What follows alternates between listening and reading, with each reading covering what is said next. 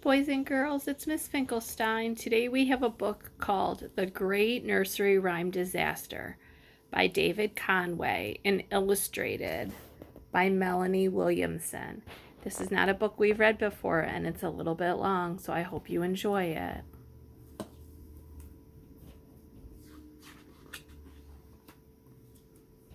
Can you tell who this is from a nursery rhyme? She's sitting on a bench, and here comes a spider.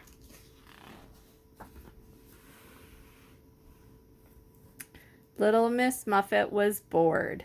She was bored of being in the same old nursery rhyme, and she had quite enough of that scary little spider. What I need, she said, is a change. So off she went into the pages of the book to find another nursery rhyme to be in.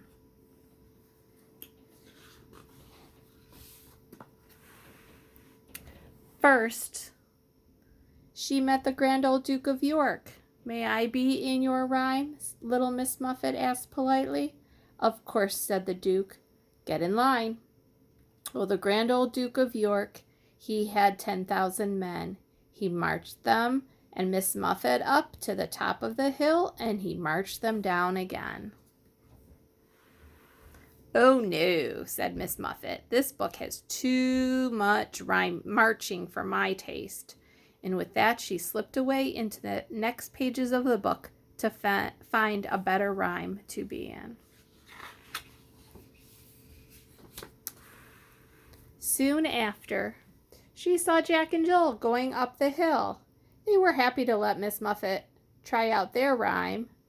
Do you remember this one? Jack and Jill and Miss Muffet went up the hill to fetch a pail of water.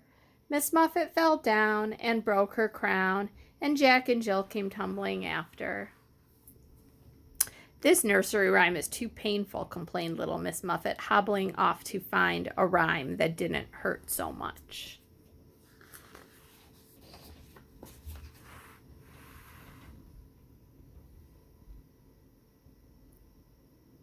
On the next page, little Miss Muffet spotted a mouse by an old grandfather clock.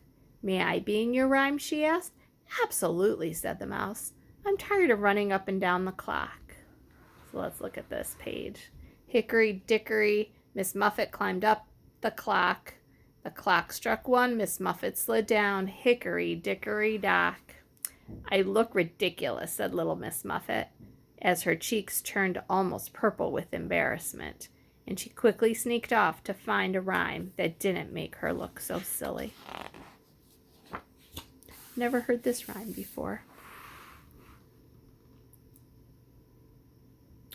Further on, little Miss Muffet met little Johnny Flynn and Tommy Stout. The two boys giggled to each other as they let her try out their rhyme. Ding dong bell, Miss Muffet's in the well. Who put her in? Little Johnny Flynn. Who pulled her out? Little Tommy Stout. A very wet Miss Muffet screamed and ran into the next page of the book as far as she could to find a rhyme that had no mean boys in it. It wasn't long before little Miss Muffet ran into a dish and a spoon. May I be in your rhyme, she asked. Yes, you can play the part of the dish, said the cow. Hey diddle diddle, the cat and the fiddle, the cow jumped over the moon. The little dog laughed to see such fun, and Miss Muffet ran away with the spoon. Splendid, said the cow, but the dish wasn't happy, and a terrible ruckus broke out all over the page. I'll have you know that I've been running away with that spoon ever since this rhyme was written, hollered the dish.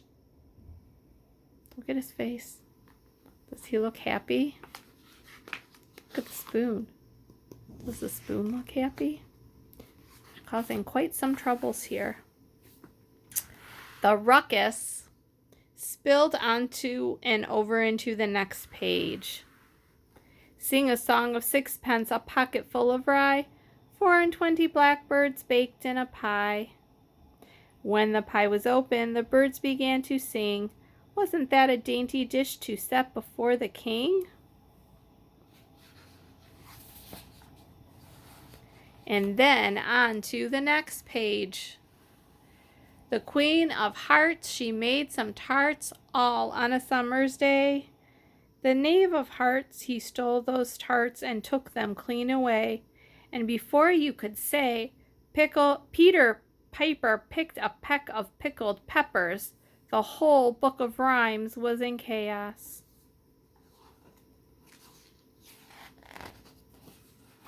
The Queen of Hearts wasn't making tarts anymore, but Itsy Bitsy Spider was.